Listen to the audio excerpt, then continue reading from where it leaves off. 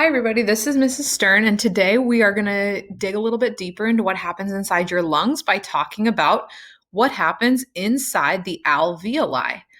The alveoli are the air sacs in your lungs, and so when air comes in and goes into your two lungs, it kind of goes down all these different little branches and fills up these little air sacs. And we're going to talk about once the air gets there, what actually happens to it. So, before we talk about what actually happens inside the alveoli, we need to review diffusion a little bit.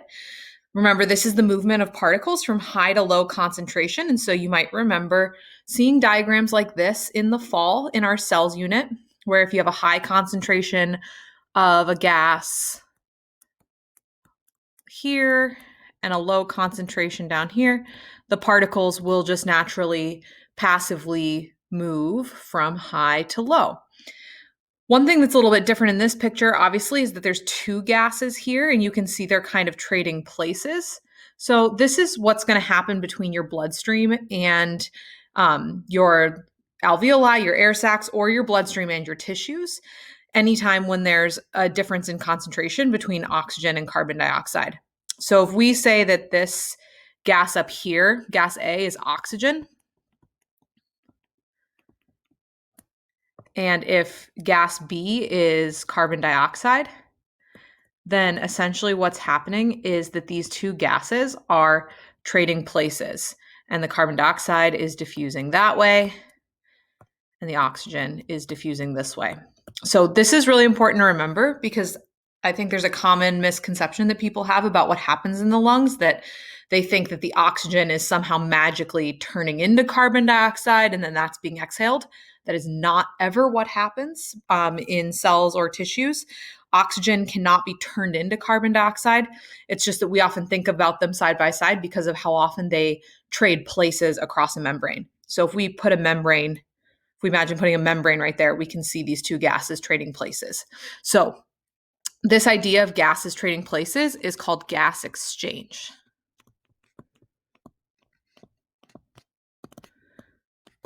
Gases trading places across a membrane.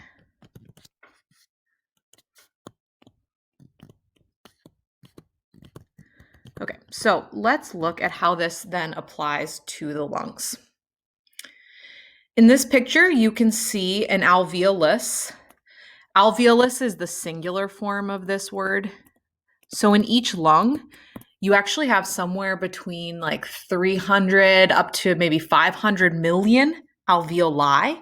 Alveoli is the plural and alveolus is singular. So I just want you to know that so that as we go back and forth between these two words, you understand that. So we can see the alveolus here. Notice how here there's oxygen deficient blood from the pulmonary artery. So that blood is flowing from the heart.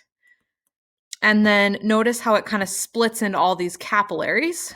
Capillaries are really important for any exchange of substances. And so there's a bunch of capillaries wrapped around the outside of any alveolus. And then the blood is going to basically change into high oxygen blood, which is what we're going to talk about. How does the blood get oxygenated? But the blood will get oxygenated and then head back to the heart through the pulmonary vein. So this picture down here is basically zooming in. If you notice this little box right here, so we can see the capillary going alongside the alveolus. And then this right here is like the airspace inside the alveolus. And so I'll just kind of label those on here. This is airspace because this is literally a little sac that will fill up with air. And then as you can see here, this is your capillary. Here are some red blood cells going through. So capillaries are only thick enough for one red blood cell at a time. So the red blood cells will go single file like this. And notice that there's two arrows here for gas exchange. So we are going to draw our own diagram to understand what's going on here.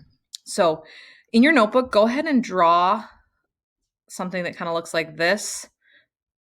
This is our alveolus.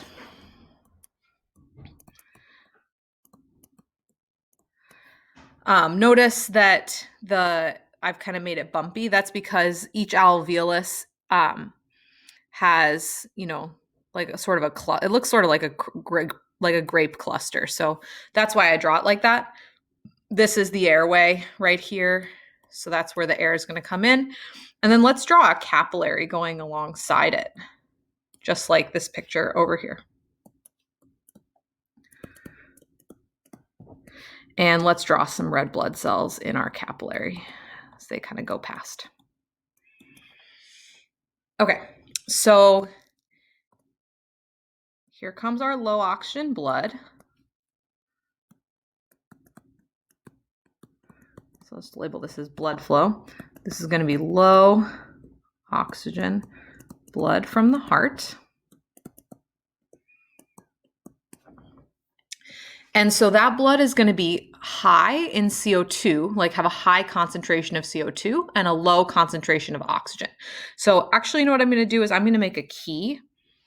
I'm going to use blue dots for CO2, and I'm going to use red dots for oxygen, which the chemical formula for that is O2. All right, so let's say that this blood that's coming here has a high concentration of CO2.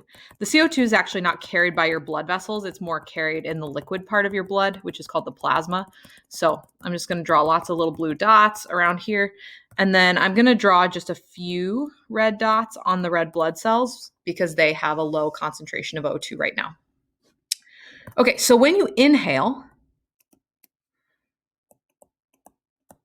inhaled air is going to be high concentration of O2. O2 makes up about 20% of the atmosphere, and it's very low concentration of CO2. CO2 is less than 0.5% of the atmosphere. So because there is such a high concentration of O2 in the lung right now, the O2 is going to diffuse into the red blood cells.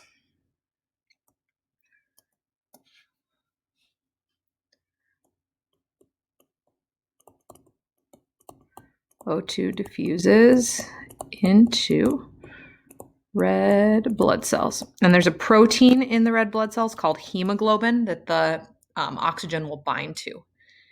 At the same time, carbon dioxide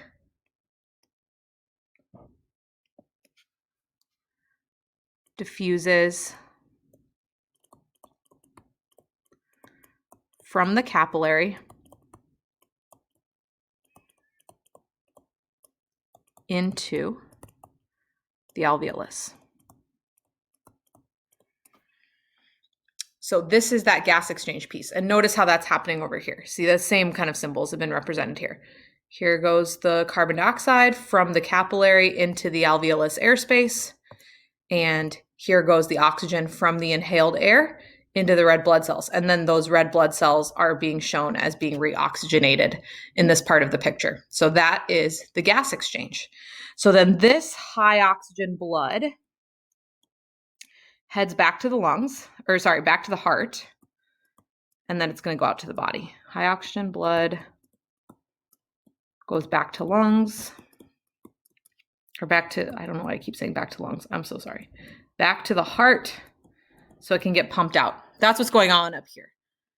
Oxygenated blood to the pulmonary vein. So the pulmonary vein will head back to the heart.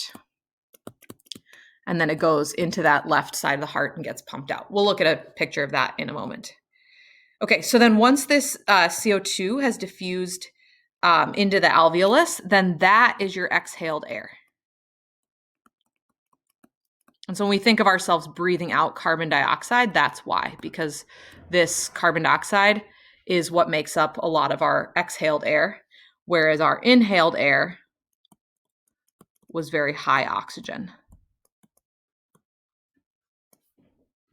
Okay, we can kind of simplify this by labeling the, the concentrations in the capillary and the alveolus. So I'm just going to do that really quick over here because I feel like I've made my hand-drawn diagram a little bit cluttered. So this blood that's coming here, remember, blood in the capillary is going to be high concentration carbon dioxide, low concentration of oxygen. The alveolus airspace is going to be a low concentration of carbon dioxide and a high concentration of oxygen. Okay, and so just pay attention to how that's playing out here with the direction of diffusion. Carbon dioxide is going from high to low, right? From the blood into the airspace. And then oxygen is going from high to low also, because the air here is high oxygen and the blood is low oxygen. So this is that idea of gas exchange. The two gases are trading places through diffusion. So let's take a look at one more diagram so we can see how this fits in with the bigger picture of what we've already learned about the circulatory system. So this diagram, you can see, shows an alveolus. So this is our alveoli. There's our airspace. And so when you inhale, here comes the oxygen. We're filling up that airspace with high oxygen. And this is our low oxygen blood right here.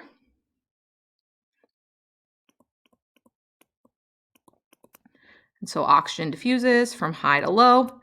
Now the red blood, remember, is the reoxygenated blood. So there it goes through the left side of the heart, up through the aorta, down to the body systems. Then basically you have the reverse happening at the cells, because now we have high oxygen blood. And the cells basically are always going to be low oxygen, because as soon as they get that oxygen, they use it up. So oxygen goes into the cells through diffusion, right across the cell membrane. Cells use it for cellular respiration. They produce that CO2 as a waste product of burning nutrients, because remember, any like sugar, fat, those things all have carbon in them. So nutrients get burned, converted to carbon dioxide. Carbon dioxide diffuses out into the bloodstream. Your cells basically always are building up carbon dioxide as a result of cellular respiration, and you need to get that out. And their oxygen levels are pretty much always low, because they use it up as fast as they can. So carbon dioxide diffuses into the blood, and then you can see here, carbon dioxide is being transported back to the left side of the heart, or right side of the heart, sorry, goes up through the vena cava, comes down into the right side of the heart, out through the pulmonary arteries, and then here we are back at the alveolus. So every time your heart beats, you know, you're kind of constantly pumping the blood around through your body, constantly pumping the blood through your lungs. But then this is the key piece that I want you to take away from today, is the idea of gas exchange, with oxygen going from the air into the blood and carbon dioxide constantly getting out of the blood into the airspace so that you can get that waste out of your body.